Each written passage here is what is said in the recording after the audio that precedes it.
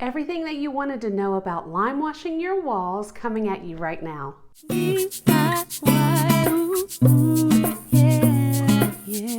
Hey, this is Jen from Your Home Renewed, and today I want to share how we have lime washed our walls. We are so fortunate to have such a great relationship with the brand Romabio. They created a new product that they launched last year called Velatura Mineralwash, and we were some of the first, I guess, guinea pigs who were able to give the product a try and fell in love with it, absolutely in love with it.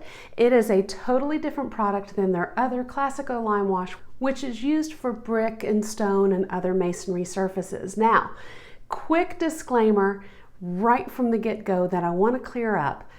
Don't use Classico Lime Wash on walls. That has been formulated specifically for brick or stone or other absorbent materials. If you use it on your drywall, you would get a reaction which is called ghosting or chalking, which means that it's gonna maybe rub off on you when you brush up against it, which that's not good. So they knew that that was an issue.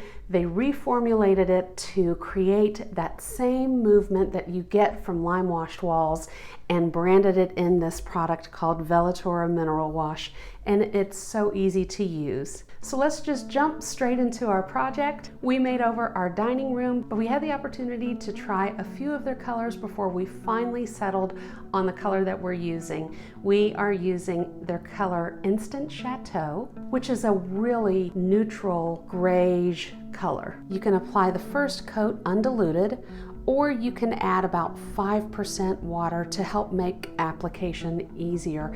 I found that adding that splash of water does make the application process a little bit easier.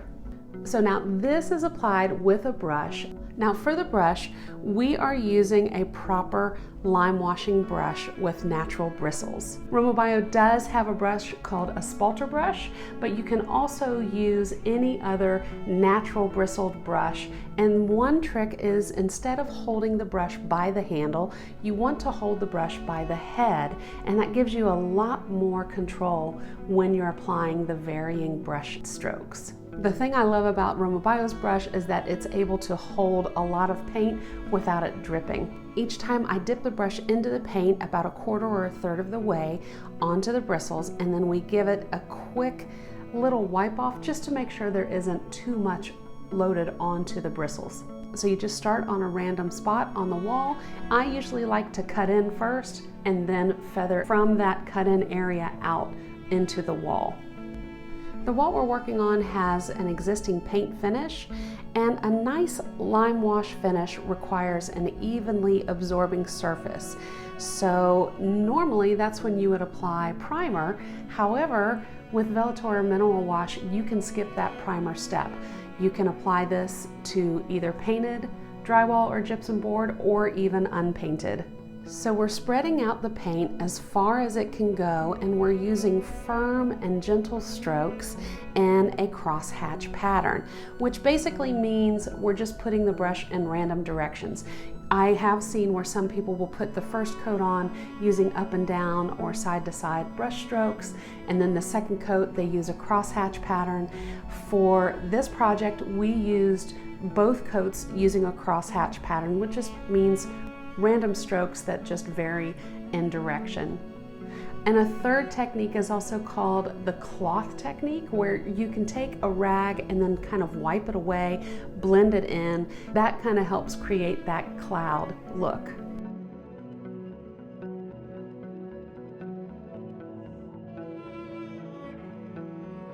And pigment sinks to the bottom really quickly. So you do want to kind of leave a stir stick within the bucket, give it a stir every now and then just to make sure that everything is thoroughly incorporated.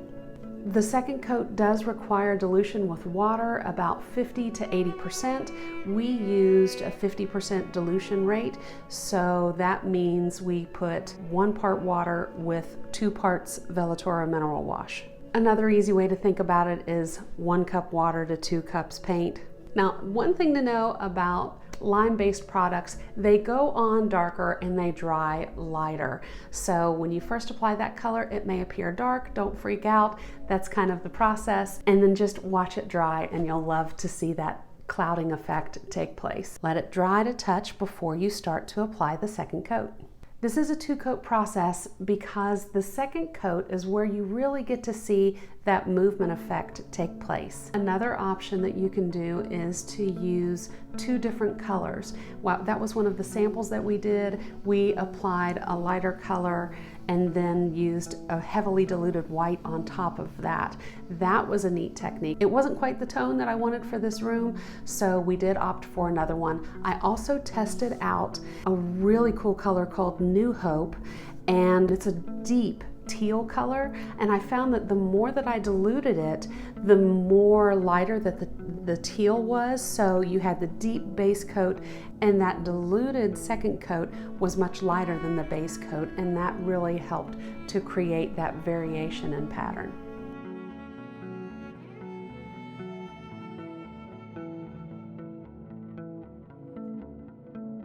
In the beginning, it definitely feels a little bit daunting, especially since you are applying only with a brush, but it does go very quickly. And then by the time that you get that second coat on, since it's diluted even heavier, it goes much quicker. That second coat will also appear a little bit translucent, and that's okay. That's because it's been diluted, and as it dries, it will no longer be translucent. It will fill into a more opaque finish. You can definitely build up and apply a third coat on top if you wanted.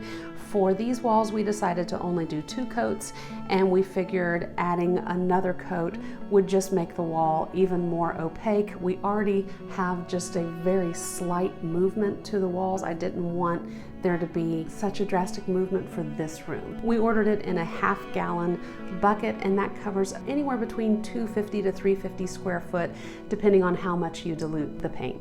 1 bucket used the upper half of this room. And the finish is just so beautiful. It has just that romantic movement to it. Ours is very, very slight. It almost looks like suede on the walls or like a velvet. And I loved that look. It kind of creates this rich feeling to the room.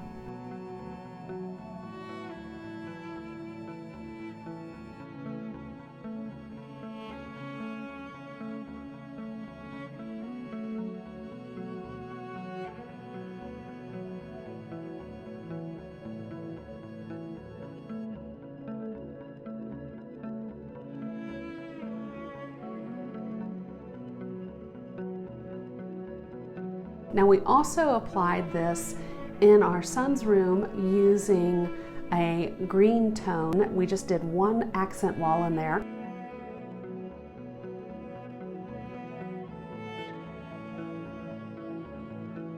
We have also done an accent wall in our basement. That is a deep charcoal color, and we started with a base coat in a lighter color.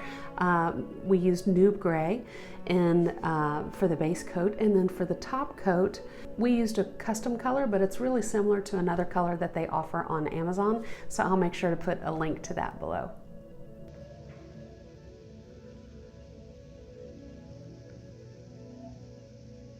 So if you have been hesitant to give lime washed walls a try, this is something you definitely can do. It's so easy, and we love the result. Now I want to do this on all of the walls in my home. I think it might be a little bit of overkill. We're currently working on our kitchen, so maybe I'll do some in there as well. So be sure to follow along so that way you can check out all of the next rooms that we have coming up that we're going to make over. Be sure to hit the like and subscribe so that way you won't miss another video coming out really soon.